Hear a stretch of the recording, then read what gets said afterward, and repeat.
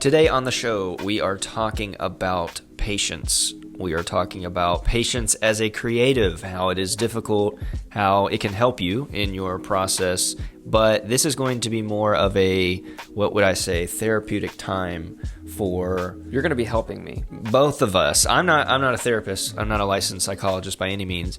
But I have 7 questions that I want all of you watching to just think through and write your answers down either in your notes app on your phone or a voice memo. You can pause the video after each question. I'm going to be facilitating the questions to Graham, and then maybe I'll give my answers as well. On your test subject? Yeah, but I'd also like to highlight that you got new glasses. I did get new glasses. You guys can let me know. Are you vibing? Comment down below on a scale of 1 to 5. 1 to vibe. 1 to vibe. Do you like them, or should I go back to my original ones, which would be kind of hard to do because this prescription is new. But we're talking about patience. I think that this might be one of the hardest things for creatives because we want to get done with projects fast. We want to get done with assignments fast. We want to make money. We want to make perhaps more money. We also want to be valued for what we're worth.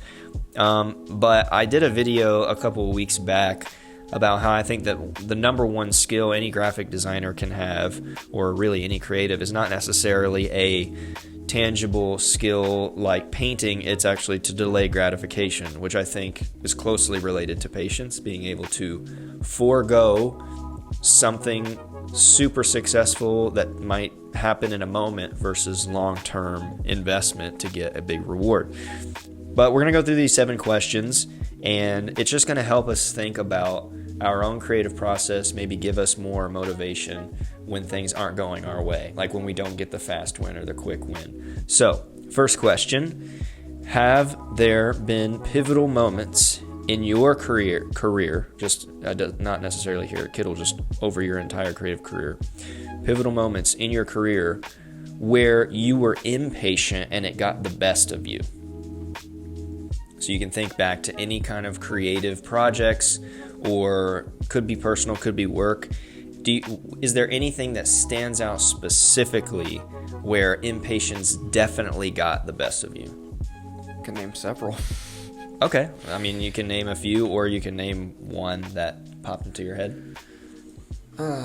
Well, I mean, the biggest, like the largest and the most prominent example for me isn't very long ago. I mean, it's just brand related for me.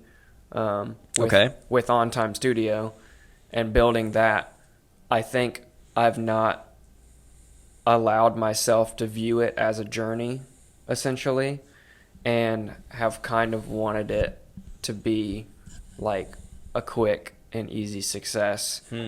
And I think the way that it got the best of me is that it kind of paralyzed me in a sense to where, and it's kind of a double doozy, because I wanted to have success with the least amount of effort.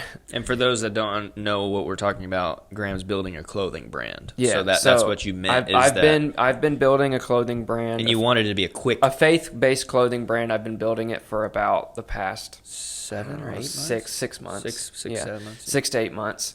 I mean, of course, the first 2 months of that is like taxed, like getting an LLC and opening a business thing. And you actually have a video on the channel talking about the first drop with the amount of sales and everything you made. And all that stuff. But you wanted it to be a quick one. I wanted it to be bigger, faster, and I wanted it to be more successful with less effort. And I think that just boils down to expectations for me. So what did the impatience do? Make you want to quit, or like what? Well, it definitely made me want to quit. I think it made me question the vitality of everything other than the impact of what I was doing had on the business. Like I would be like, well, the algorithm just doesn't like it, or it's not getting enough eyes, so I need to run ads. And so my my first instinct was to get defensive and replace blame on something that wasn't directly related to me, when in reality, I mean, it's very apparent and very clear for anybody that knows me that I wasn't putting my full creative spirit into it. And it wasn't fully fledged Graham. Like, it wasn't me. And it was trying to be kind of like a cheap imitation of something else. And for it to be fully a creative representation of me, it needed to take more time than I gave it. Yeah. Because my creative aspirations run very deep. And I also have another reason why I needed to allow myself to be patient in the process to be patient is because I like so many different things that I can't shiny objects. I can't just pick one, flippantly and move forward with it, which is essentially, here's how it really affected me is I flippantly chose a vibe that I didn't care about at all, really. Like, it wasn't a deep-rooted... You weren't passionate about it. I wasn't passionate about it. As passionate. You liked it, but I liked it. Like I thought it was cool. Yeah, so, yeah. like, essentially, I chose kind of like the old money aesthetic. But the only thing that I knew about the old money aesthetic was the designs themselves. Not like... everything that goes behind it. Not everything that goes work. behind it. The marketing, the photography, the world building, the website, the messaging that makes it work. And so I essentially was trying to bake together faith-based, purpose-driven brand mission with old money designs. And like, it just wasn't very like crystal clear to the audience. And so, I mean, it gave me like a lot of anxiety. I was talking about it or thinking about it all the time. And I would just check Shopify all the time, and I would see the green light pop up, 2-3 visitors at a time, and then they would just go away, and it would make me sad. Yeah, you can't watch, especially when you're in the beginning stages. Yeah. You can't watch the analytics. Like, that's with anything. I mean, that's a big deal for people that are posting reels or YouTube videos. Like, you can't just post it and then sit there and watch it, because you're going to go crazy. Another example is when I worked for my previous agency that did mostly creative work for churches. I would just have a heavy day, and I would allow myself to be impatient with projects and pump out stuff that was subpar. And the way that it negatively impacted me is I had to do a bunch of revisions on them, and it ended up taking longer than it would have if I had just done it well in the first place. That's actually the next question. And the hard part about that was not only being patient with the work itself, but being patient with the client. Recipient. Yeah, the recipient, and like understanding where they're coming from fully so that I can deliver to them something that they like better. Yeah, that's actually the next question. So have you ever rushed a project where there were severe consequences? Severe is a very severe word. I mean, the most severe consequence is that like maybe one client out of like 60 or 70 dropped, and it was like a lower tier client. Not to say that any of them weren't important, but I mean, it wasn't. But they weren't having the max package. It wasn't a big anything. Financial hit, and like they were kind of a problem client in the first place anyway. Like sometimes we would hit right on the mark what they wanted, and they would still just find something wrong with it. And send it back. I send it back. Yeah. Salad is on top. I send it back. Yeah. So, but kudos to whoever gets that reference. Comment down below if you get it. But the consequences in general, like you already mentioned, like at the previous place where you were doing,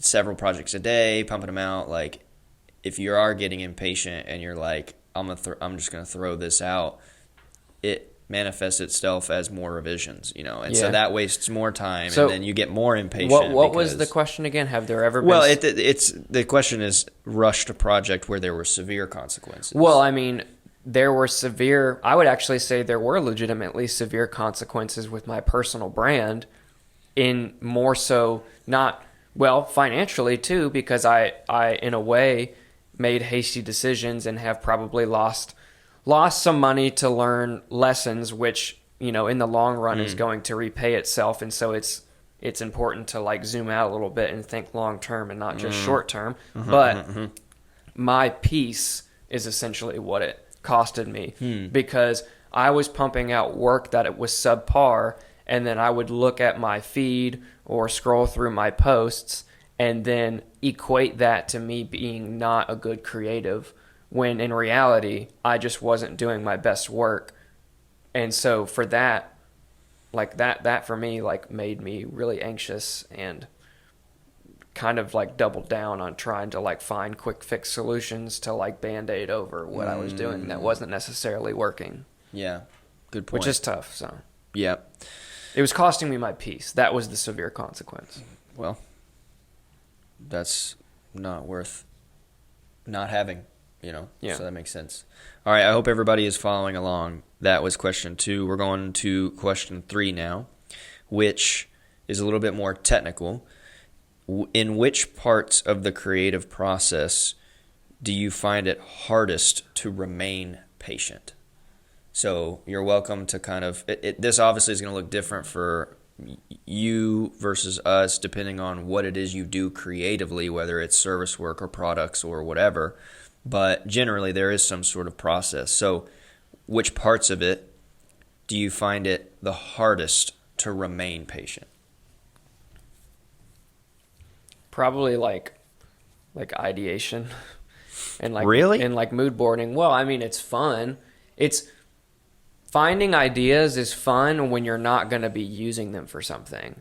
When you are, you want to like get a couple, and then like you're really eager to like you start. mean not taking long enough to like refine the idea, refine the you want to get it. You want to get the design out. I want to get the roll on. You know, Yeah, get it up. I want to freaking go. You know, and it's just it is essentially, you know, a callback to my first problem, which was that I left the ideation phase too soon without a clear enough vision. And so that's what led to all of my harsh consequences and lack of peace. But that's what I find to be the hardest thing, is like, instead of like making a logo and then like sitting with it for like 3 weeks and like seeing if I like it and using it in a bunch of contexts, I like made this script thing that was like kind of like just the old money font vibe, and was like, yeah, it looks like some of the other stuff that I've seen, so I'll just use it. You know?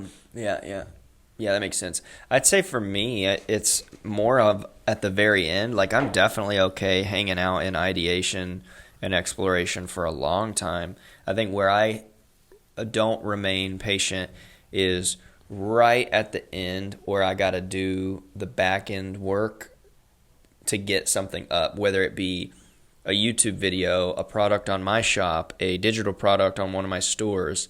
Like, I have a hard time remaining patient going through that, what I would call grunt work. Like, I just want to do a little description, like maybe a couple tags, half bad word, my title, and throw it up, and like maybe work on it later. See, that's so interesting, because like the product's done or the design is done.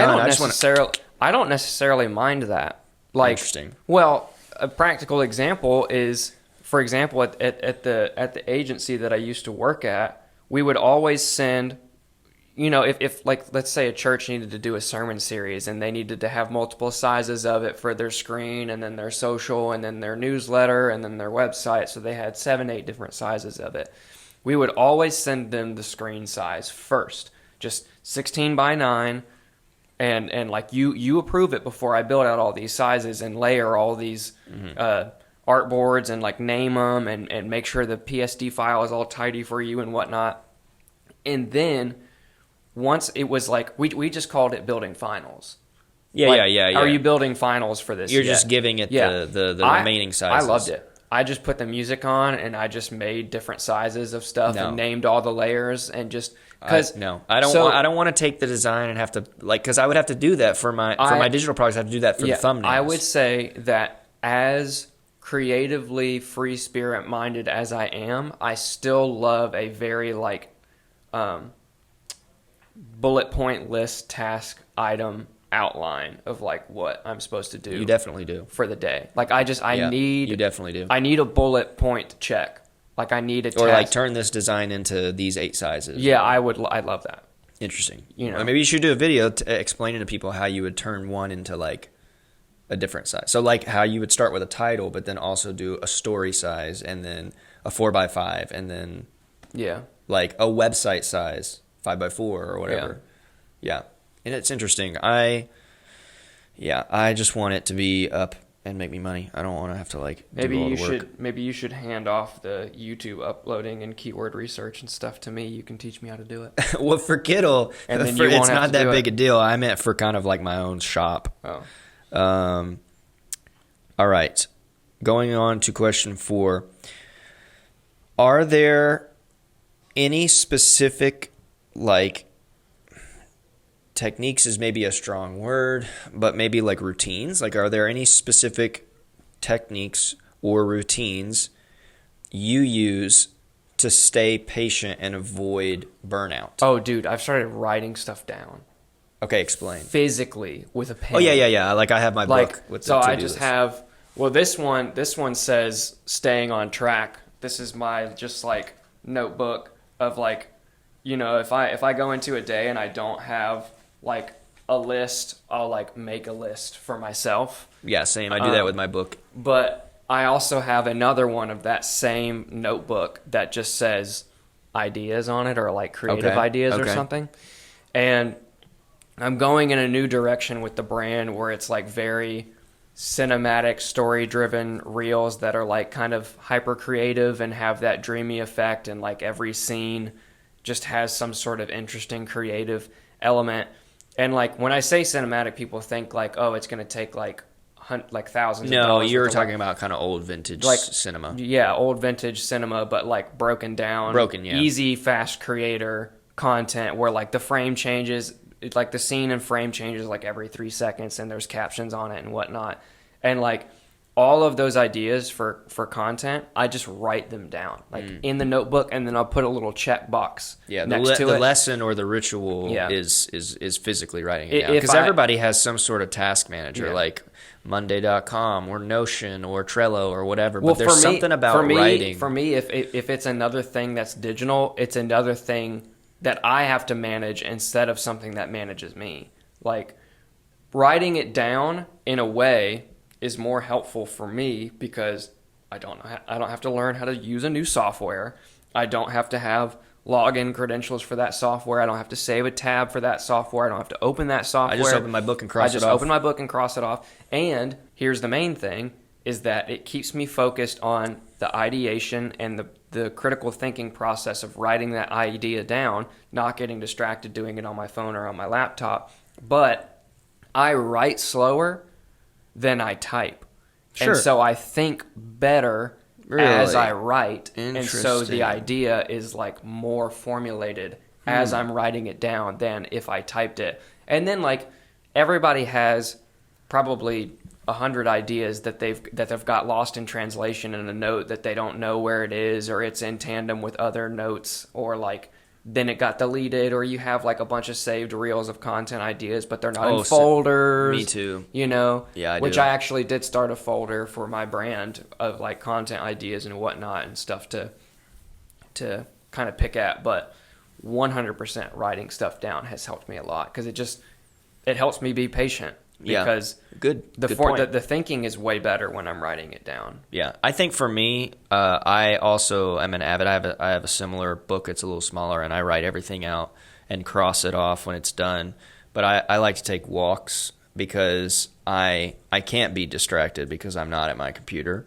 So it gives me an easier time of being patient, right? Because it's like I can only take this walk and think through what I'm going to do before I do it. It's interesting because I role play as a multitasker when I am not one. And what I mean by that is that I put on a multitasker costume and say that I am one when I really suck at it. No, you can't do it. And say I'm like rotating between 4 different things. each one of those 4 different things is going to have a problem at some point. It gets a fourth of your attention as well. And yes, and then once I have a problem with something, I'll switch to something else. But that's not actually giving myself the space to creative problem solve, because all of my energy and attention is going to that thing. And then once I run into a problem like that, I move to the third thing. And so now the first 2 things aren't getting any of my energy and attention into creative problem solving. And then I'll move on to the fourth thing.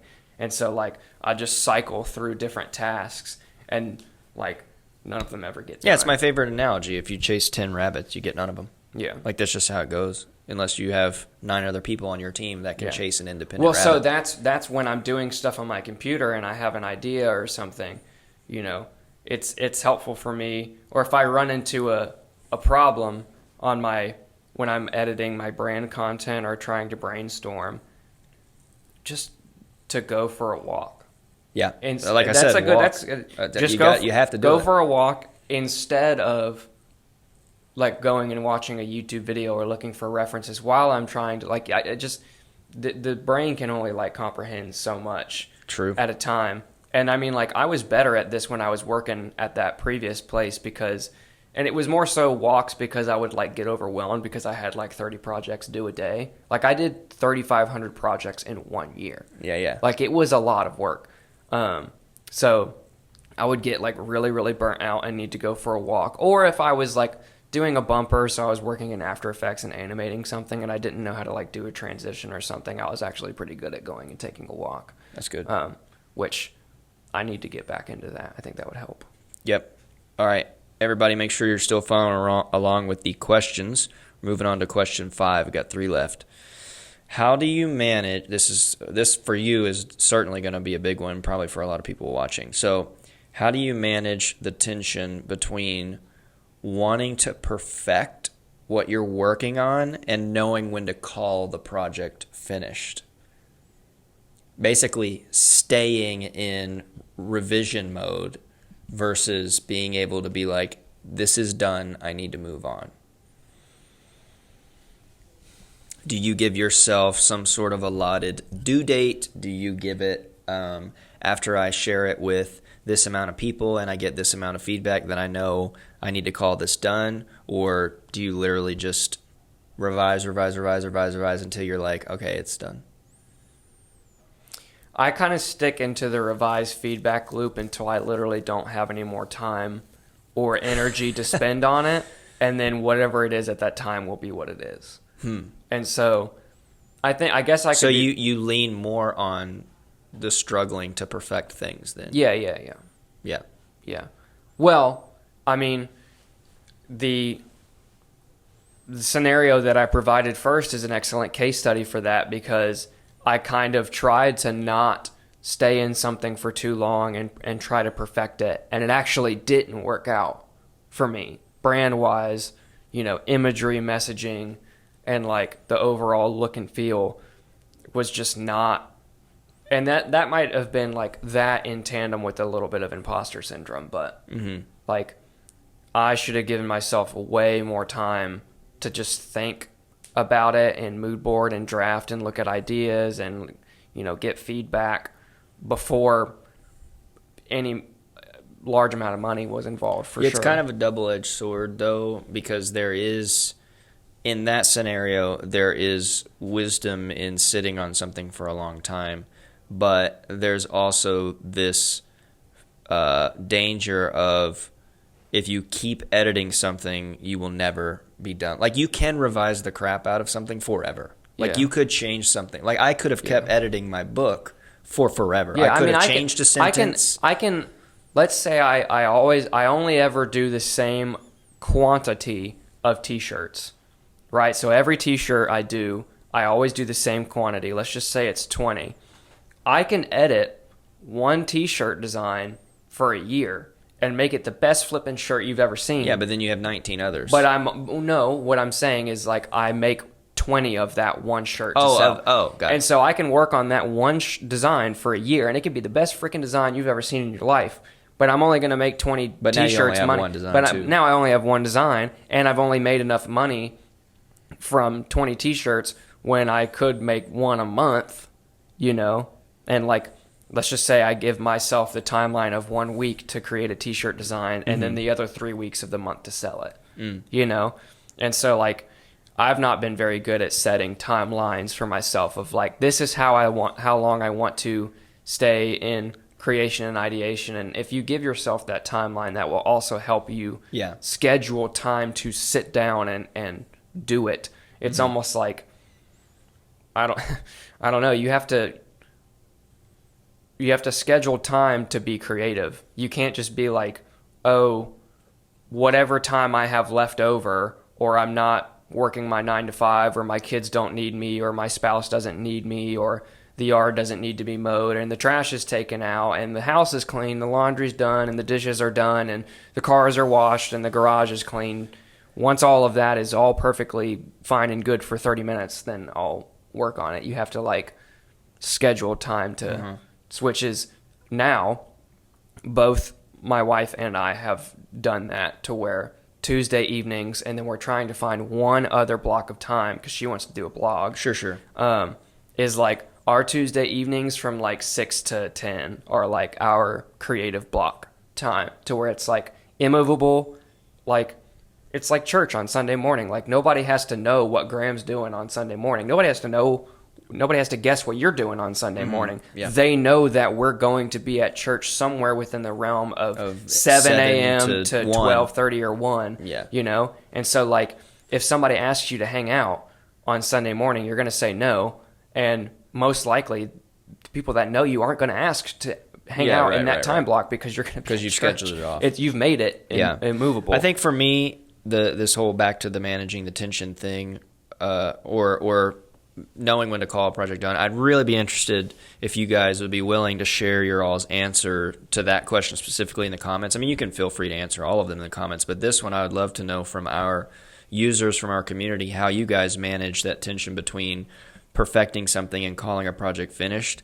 I think for me, I do a pretty good job of calling it finished when I get when I open myself up to a select panel of feedback. So basically, I'll share it with about 3 to 5 people, and if I can get votes on, collect the feedback and then get votes on what would be done, because at that point, I think I've moved a design project from needing to serve me to serve someone else. So I've kind of detached my desire from it and been like, okay, does this check the bullet points that it needs to check, and does it serve its purpose? Ask these 4 to 5 people. If they all give me the same green light, I'm going to call that project It's also finished. different between like doing a project for a client versus yourself. Versus like yourself. A passion project, technically, client work, the client decides when it's done.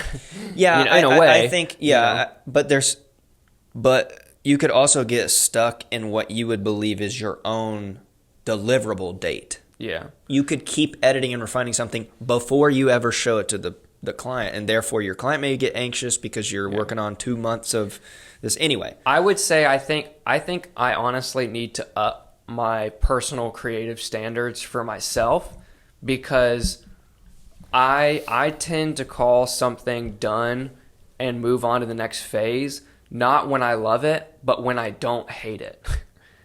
You know? Like it's good enough to where I don't hate it. I don't have a problem with it necessarily, but I'm not like, yes, you know, like I don't love it. And so I need to just, I don't know. I need to work on stuff as long as I need to where I love it. Okay. All right. Coming down to the final 2.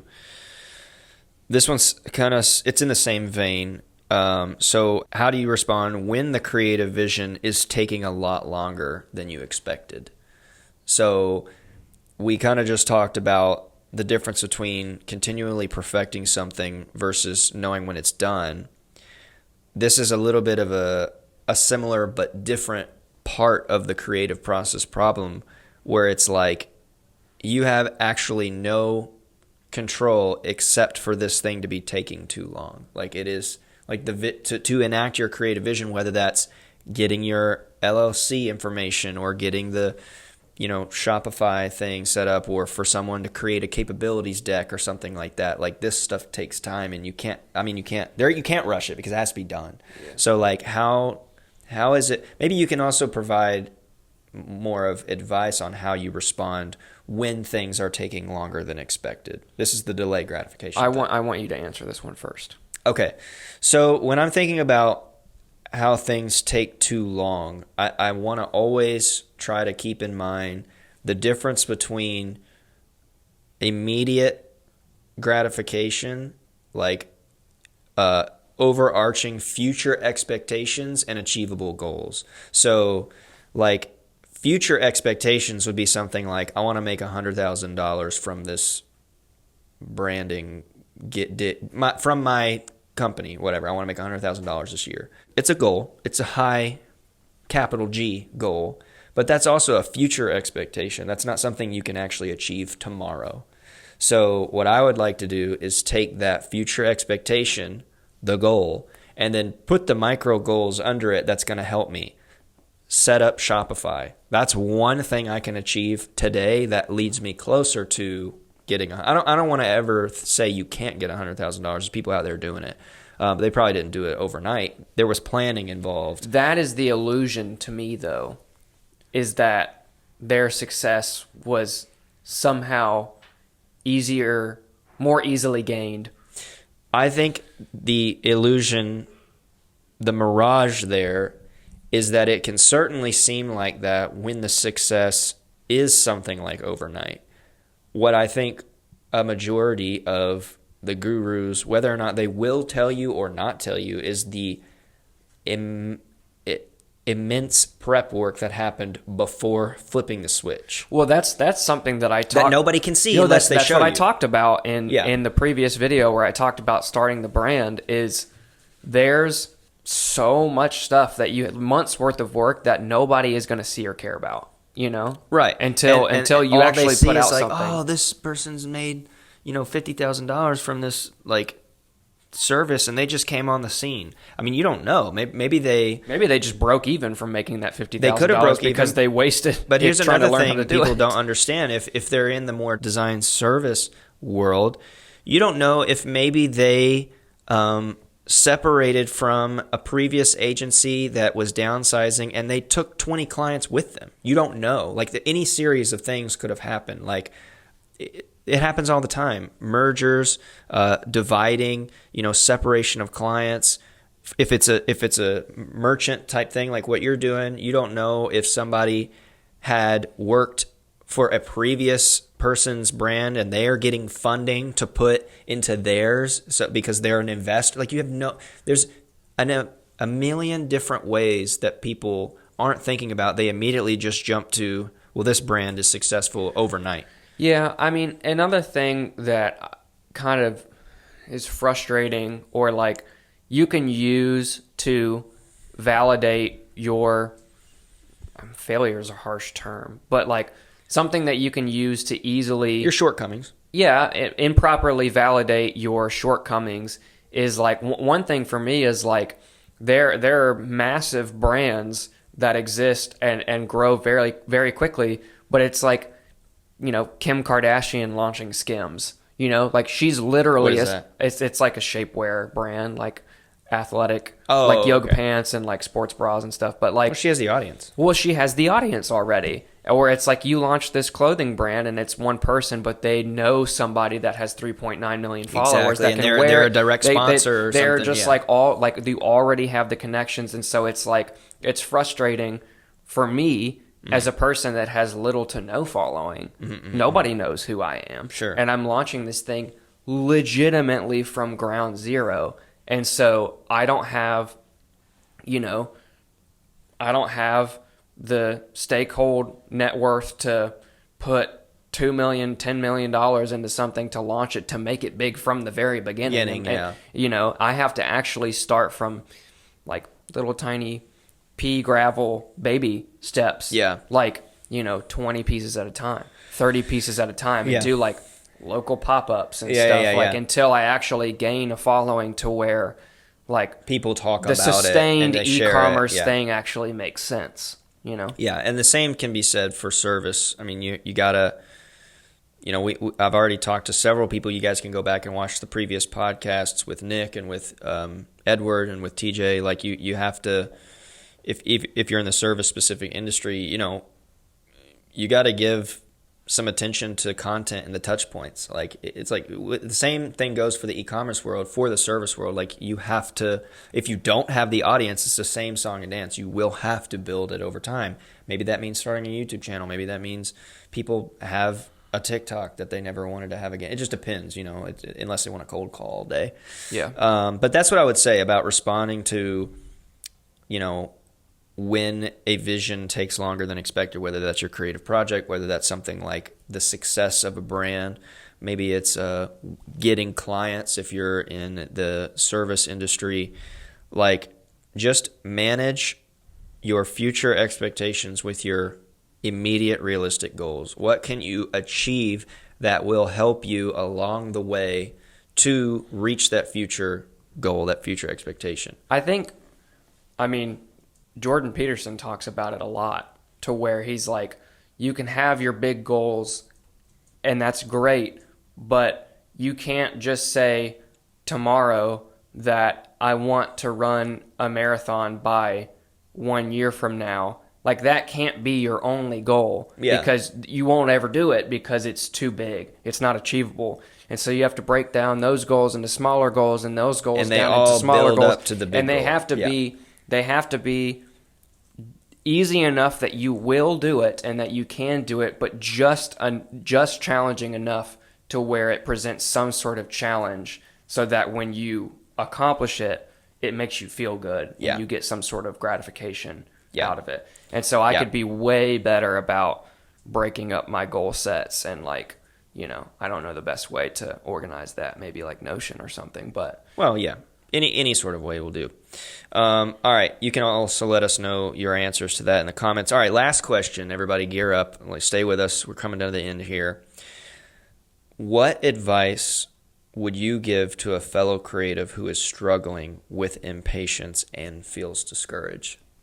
Knowing for you that you have been in those positions, as you've already previously described from the other questions, people that may be ending up where you have been, impatient, discouraged, maybe feeling like want to quit. What's the advice you're going to tell the creatives? Stop comparing. Stop comparing. Just That's a big one. Just straight up. That's a big one. I do that all the time. I still do that. That's advice to myself. That's not just advice to the audience. But I'll go and I'll look at, Carte Blanche's brand or this brand or that brand, and I'm just like 86,000 followers, 90,000 followers, 144,000 followers, 400,000 followers, and because the situation, the level that they're at right now, seems inachievable for me, it makes it feel impossible and paralyzes me. Versus I can't make them the goal. I have to set goals for myself. I can use references and influences. So if you like a creator's page or a creative agency's page or a brand's page, consume their content, their designs, their vibe, their visuals, but just don't even look at their follower count. Don't take that into account. Don't take into account the amount of likes and comments and shares on their videos.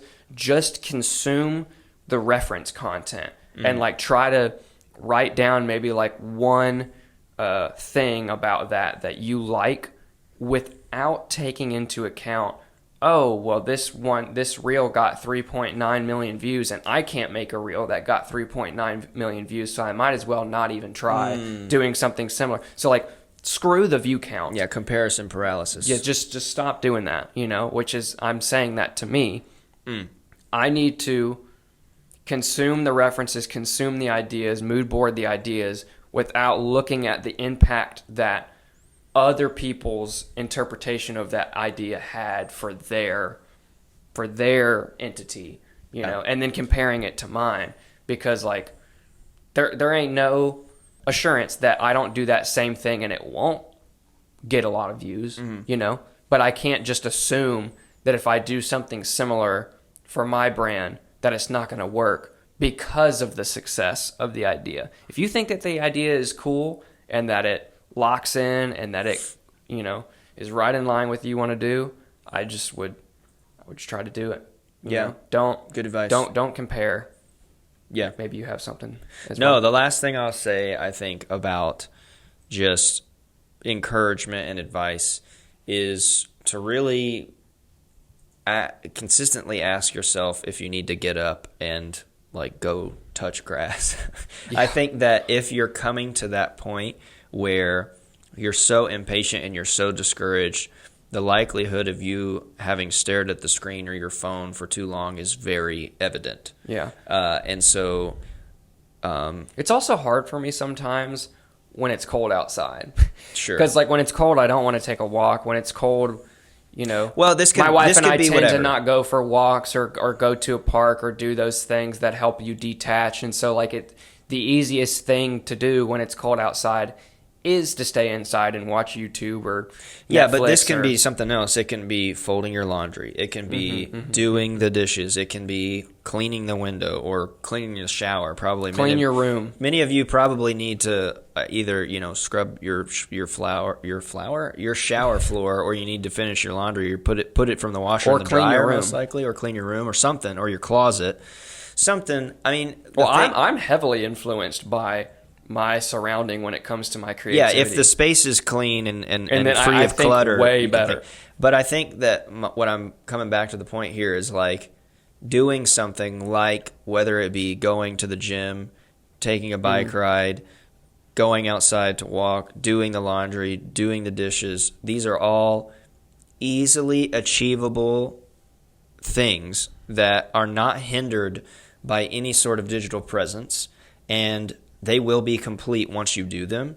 And I think when you complete something, it motivates you to move forward to the next thing. So I think that I think I have more advice that I'm going to do in a much bigger, longer kind of supportive video later, but that would be my immediate, more practical. The stop comparing is very, very important. And then on the practical, what can you get up and do, I would say break your goals down for sure. break your goals down and also manage your screen time. Because like the paralysis that I have is like, let's say my goal is to have the website be done.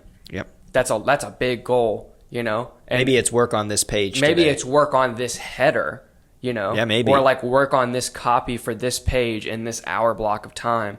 But I don't. true. I'm bad at breaking down those goals, and so like You just want to be like do. I always be like done. Yeah. And so like when And then you have to backtrack and do when it while the it's live. goal that I set before myself, which was too big of a goal in the first place, is not achieved, then I feel like I'm like forcing failure on myself by not just giving myself a smaller goal to have ticked off. You know? Yeah, absolutely. Absolutely. Sucks. I got to get better at that. We all do. Yeah. All right. I hope you all have enjoyed this little creative therapy session. Again, not a licensed therapist, never claimed to be. This was just a kind of helpful on our own. We wanted to do this conversation about impatience, delaying gratification, making goals. So I would love for you all to have answered those questions on your own time and maybe share one of the most influential ones in the comments. Or if there is a topic in the subtopics that we talked about, feel free to comment that down below and we can do future videos. Yeah, that'd be cool. They Yeah. pick one question and answer it in the comments. And then, pick one question and answer. And if there's something else you want to learn more of, or something else that you think you would find helpful, drop that below so we can check it out. Everything you need to find in terms of other extracurricular links and things like that is down in the description. If you're new to Kittl and this is your kind of first interaction with us, Kittl's actually a design tool. You can learn all about it on our YouTube channel. I won't keep you here much longer. I thank you so much for watching this video, and we will see you in the next one. Bye.